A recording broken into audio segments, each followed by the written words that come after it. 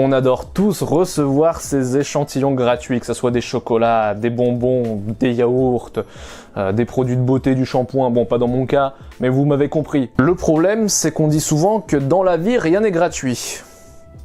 Pire encore, il est même dit que si c'est gratuit, eh bien c'est que c'est vous le produit. Mais qu'est-ce que tout cela signifie? Eh bien c'est ce que nous allons essayer de découvrir dans la vidéo d'aujourd'hui, et le plus drôle, c'est que dans cette vidéo, je vais faire un placement de produit, je vais faire une publicité pour un produit qui lui aussi est gratuit. Ça a de moins en moins de sens. Mieux encore, ce produit qui est gratuit, il va en plus vous donner de l'argent. Là, c'est carrément suspect. De l'argent gratuit. Mais on va y revenir plus tard. Parce que récemment, Red Bull en France a fait une opération de marketing, une opération où ils envoyaient un échantillon, ou plus précisément une canette de Red Bull, à toute personne qui en faisait la demande sur leur site internet. Donc littéralement, t'allais sur le site de Red Bull, tu laissais ton nom et ton adresse, et Red Bull va dans les jours qui suivent, là, t'envoyer une canette, sans aucune demande, sans aucune contrepartie, totalement gratuitement. Une Red Bull totalement gratuite. Qui va refuser, sincèrement ?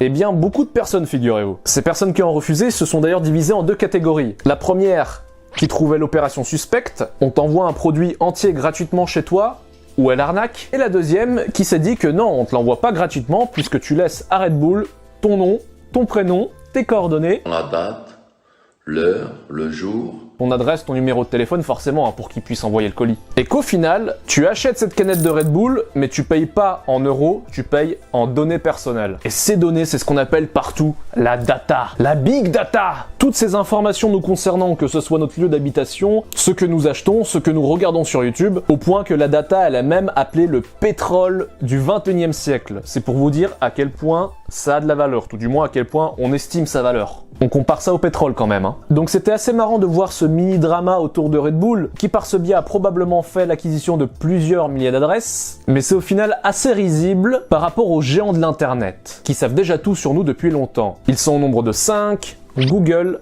Amazon, Facebook, Apple, Microsoft. Et ces GAFAM, ils ont 3 points en commun. Le premier, c'est qu'ils sont tous américains. Le deuxième, c'est qu'ils sont les leaders mondiaux en termes de technologie, en termes de digital, que ce soit l'intelligence artificielle, que ce soit les automobiles autonomes. Et le troisième point le plus important, c'est que ces 5 entreprises brassent énormément de data. Et pour la plupart, ils ont réussi à faire ça en proposant notamment gratuitement leurs services, en proposant gratuitement leurs produits, pour qu'on se mette à les utiliser. Comme Facebook/Instagram et ses milliards d'utilisateurs, qui like les choses qu'ils apprécient le plus, qui prennent en photo leur quotidien, Google qui vous propose gratuitement de visionner des milliers et des milliers de vidéos sur YouTube, qui vous propose un navigateur, qui vous propose un moteur de recherche, dans lequel on tape les questions qui nous préoccupent le plus, Amazon qui sait exactement ce que vous achetez, quand vous l'achetez, pourquoi vous l'achetez, Apple et ses conditions générales d'utilisation qui font 42 pages que personne sait ce qu'il y a réellement dedans, et qui, si je dis pas de bêtises depuis 2009, vend chaque année le modèle de téléphone le plus vendu sur toute la planète, l'iPhone. Mais il y a Android aussi chez Google. Et même s'il y a plus d'utilisateurs Android, c'est quasiment toujours un modèle d'iPhone qui est le plus acheté sur Terre. L'année dernière, c'était le XR par exemple. Et enfin, Microsoft qui domine, qui surdomine les systèmes embarqués dans nos ordinateurs et qui collectent. Ils collectent tous au final des données sur notre utilisation, des données sur ce que nous faisons, parce qu'on utilise leurs services. Pour beaucoup, ça fait peur. Ça fait extrêmement peur parce qu'on sait pas réellement dans quoi on s'embarque là. On est content d'avoir un téléphone Android pas cher avec le système généreusement offert par Google, mais du coup on a la crainte que nos appels sont sur écoute. Ouais, et rappelle-moi d'une cabine. Donc toutes ces histoires de data, au final, est-ce que c'est bien ou c'est pas bien? Eh bien déjà, ça n'a rien de nouveau. Premier point important, puisque ça fait déjà plus de 100 ans que les entreprises, elles cherchent à obtenir des informations sur leurs clients, sur quelles sont les personnes qui utilisent leurs services, quelles sont les personnes qui leur achètent leurs produits, pour mieux les connaître et pour nous proposer des produits qui nous intéressent. Quand on va au magasin, on a souvent la caissière qui nous demande est-ce qu'on a la carte fidélité, est-ce qu'on voudrait pas la faire. Ce qui est un peu bizarre comme comportement dans le sens où si on a une carte fidélité, ça veut dire qu'on va récolter des points, ça veut dire qu'on va avoir des cadeaux, ça veut dire qu'on va avoir des réductions. Et si on a des réductions, ça veut dire que c'est le magasin qui perd de l'argent. C'est pas très logique tout ça. Oui, mais ce que gagne le magasin en échange, eh bien c'est à chaque fois que vous faites vos achats, grâce à la carte fidélité, ils savent ce que vous achetez, ils savent quand vous l'achetez, et à l'époque, ils avaient des vendeurs qui regardaient justement ces données de ce que vous achetez quand vous l'achetez, et ils vous appelaient pour vous proposer une promotion pour en acheter plus la prochaine fois, etc., etc.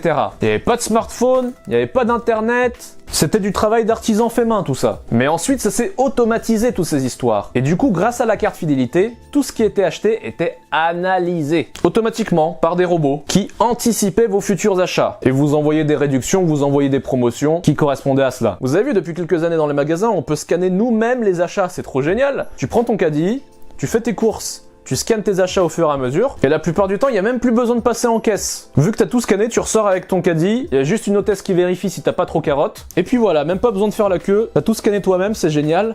Et bah ça c'est encore l'étape d'après de la carte fidélité. Parce que non seulement, grâce à la scannette, on sait ce que t'as acheté, mais on sait dans quel ordre tu l'as acheté. Que t'es d'abord allé dans un tel rayon, puis ensuite t'es allé voir les télés, puis ensuite t'es allé voir les boissons, etc., etc.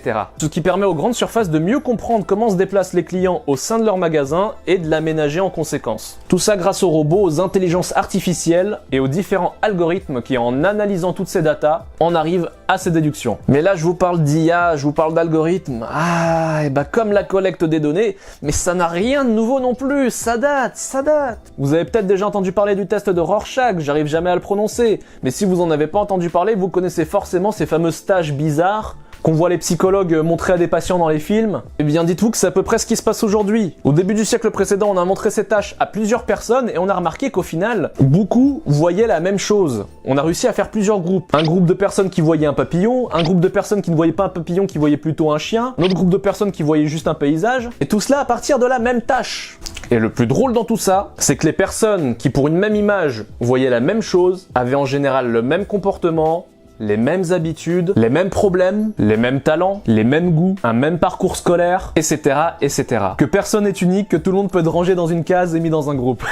Non, c'est très pessimiste là, mais c'est ce que ça a révélé, donc ouais, c'est flippant. Et bien avec la même logique, il est probable que 2, 3, 5 personnes qui en premier vont acheter le lait puis achètent une salade et ensuite vont acheter des chewing-gums avant de partir à la caisse, eh bien elles ont un profil de vie identique. Donc rien de nouveau quand on parle de data, on a juste actualisé ça avec les moyens technologiques qui sont à notre portée. Et c'est typiquement sur ce genre de choses que peuvent se baser les algorithmes pour anticiper les prochaines actions que nous allons effectuer, anticiper les prochains produits que nous allons acheter, à une échelle de plusieurs millions, que dis-je, milliards de personnes. Et forcément, plus il y a d'utilisateurs, plus l'IA va pouvoir apprendre en étudiant tous ces comportements. C'est là qu'il est important pour avoir beaucoup d'utilisateurs de proposer son service gratuitement et l'étendre à toute la planète pour que tout le monde l'utilise. Avec toutes ces données, l'IA, elle vous connaît mieux que votre propre mère.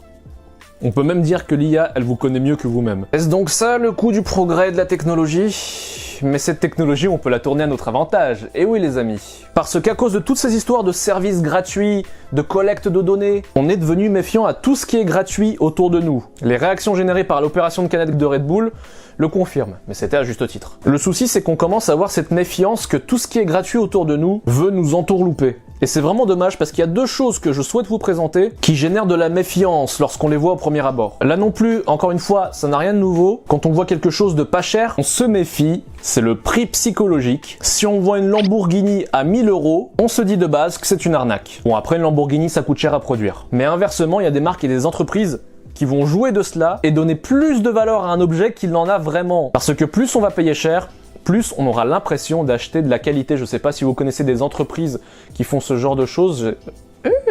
Salut toi, tu viens plus aux soirées ? Et à cause de tout ça, on commence à avoir de la méfiance, on sait plus ce qui est bien, ce qui ne l'est pas. Et pourtant, des bonnes affaires, il y en a. Et il y en a beaucoup. Et l'une d'elles, c'est le cashback, qui sont tout simplement des commissions faites sur une vente. Et on va parler d'e-bike club parce que les commissions, c'est comme à l'époque, un vendeur qui faisait toc toc toc à votre porte pour vous vendre une voiture, qui bloquait la porte avec son pied pour que vous ne puissiez pas le virer, et que s'il réussissait à vous vendre une voiture, il touchait une commission dessus. Et bien le cashback c'est la même chose, remixé à la sauce du 21e siècle. Sauf que cette fois-ci, on en profite pour tricher, nous, les clients. Parce qu'à l'époque, c'est le vendeur de voitures qui embauchait un vendeur qui allait lui chercher des clients. Aujourd'hui, avec tout ce qui est publicité sur internet, prospectus, c'est nous-mêmes qui allons acheter dans le magasin. Ou sur internet. T'achètes une télé sur Darty par exemple. Et l'intérêt des cashbacks et d'e-bike club, eh bien c'est de faire genre à Darty que, au final, on est venu acheter cette télé, non pas grâce à leur pub, mais parce que e-bike club nous a refilé le tuyau. Et dans ce trio, tout le monde est content.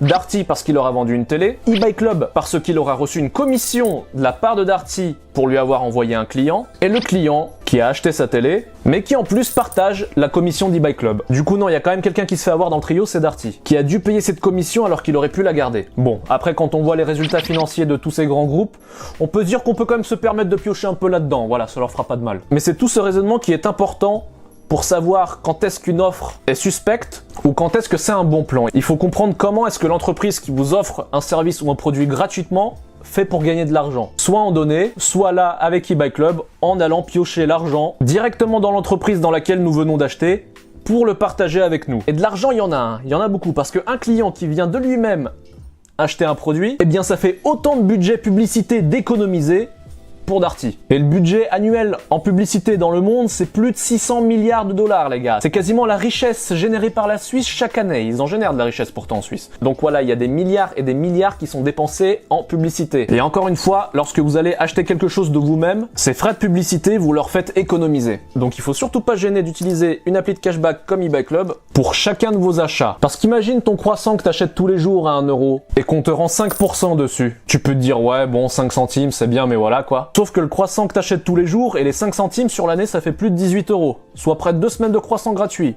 Et puis ensuite, il n'y a pas que le croissant, t'as le jus d'orange, t'as la baguette, t'as le pack de lait, t'as les cadeaux de Noël que tu vas devoir acheter quoi qu'il en soit, très bientôt. Et bien tout ça sur l'année, ça fait plusieurs dizaines, voire centaines d'euros qu'il y a moyen de piocher dans le budget publicité de toutes ces entreprises. Par le biais d'eBay Club, qui avec son extension appliquera automatiquement la commission, et au final cumuler toutes ces commissions presque les yeux bandés, et recevoir directement un virement sur vos comptes PayPal, sur votre compte bancaire, pour les dépenser dans tout ce que vous voulez. Pour ce faire, vous pouvez vous inscrire avec le lien qu'il y a dans la description, avec mon lien. Parce qu'en vous inscrivant autrement, vous aurez 3 € gratuits sur votre compte. Ce qui est bien, mais en passant par mon lien, vous aurez directement 5 € crédités sur eBay Club. Sauf que c'est quoi ce délire? Autant, ok, je peux comprendre. eBay Club qui propose son service gratuitement. Pourquoi? Parce que l'argent, ils se le font en allant piocher dans les entreprises pour en partager une partie avec nous. Mais de là à nous donner directement de l'argent sans qu'on ait rien à faire, qu'est-ce qui se passe? Eh bien, c'est un pari. C'est un pari de leur part que leur service est tellement bon,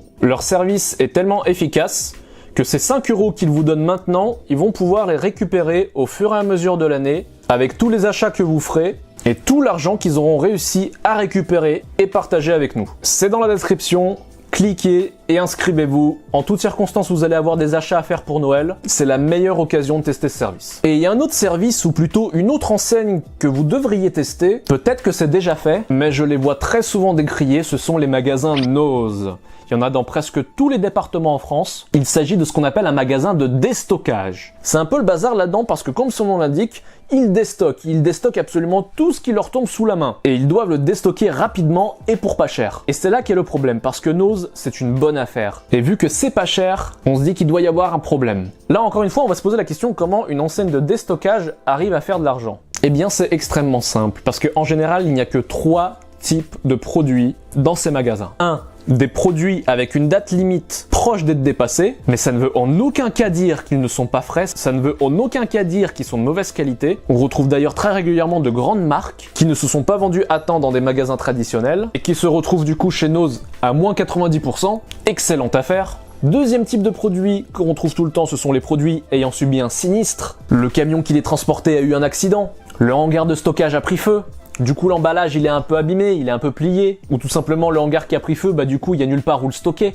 Et la personne responsable, elle sait pas trop quoi faire de ces produits. Et Nose va le lui racheter pour pas cher. C'est mieux que rien, c'est mieux que de les perdre. Et naturellement, nous les revendre pour pas cher. Et la dernière catégorie de produits, ma préférée, les produits en surstock, que moi j'appelle les produits qui ont foiré, qui se sont pas vendus, qu'aucun client n'a voulu acheter et qui du coup se retrouvent dans les rayons des magasins de déstockage. Récemment, il y avait notamment, je crois que c'était 3 packs de glace comme ça à 50 centimes. C'est génial. Sauf que c'est des glaces à la carotte. Je me suis dit, ouais, c'est bon, c'est pas grave. Ça fait quoi? Et j'ai goûté cette glace à la carotte et j'ai compris pourquoi ça s'est pas vendu. Mais là où ça devient intéressant, c'est que Nose, ils achètent tout ça partout sur la planète. Et qu'en fonction de ces dates limites, de ces surstocks, de ces sinistres, eh bien tu peux réellement tomber sur des perles, des produits qui viennent du Brésil, des produits qui viennent de Chine, du Japon, de Russie, pour vraiment pas cher. Et comment Nose gagne de l'argent? Eh bien ils achètent pas cher vraiment pas cher à des personnes qui tout simplement ne savent plus quoi faire de leurs marchandises parce que ça leur coûte limite plus cher de la garder vu que ça prend la place de produits qui peuvent se vendre mieux. C'est pour ça qu'ils les vendent à perte à Nose même. Mais c'est exactement ça qui permet à Nose ensuite de revendre pour pas cher. Des produits qui peuvent être d'une très très grande qualité, des articles de luxe même parfois. Donc voilà, dans la vie rien n'est gratuit. Quand c'est gratuit, c'est nous le produit. Sauf qu'il suffit simplement de comprendre comment est-ce que l'entreprise qui vous propose un service ou un produit pour pas cher du tout, voire même gratuitement, se fait de l'argent, et qu'il n'est pas nécessaire de s'inquiéter de toutes ces offres qui nous entourent, car il y a réellement de bons plans, des perles, dont il faut pas hésiter à profiter tant qu'elles sont là, comme eBay Club. Je vous laisse vous inscrire, c'est dans la description, c'était GoHD, et je vous dis à plus. Un truc c'est le meilleur. Ah oui.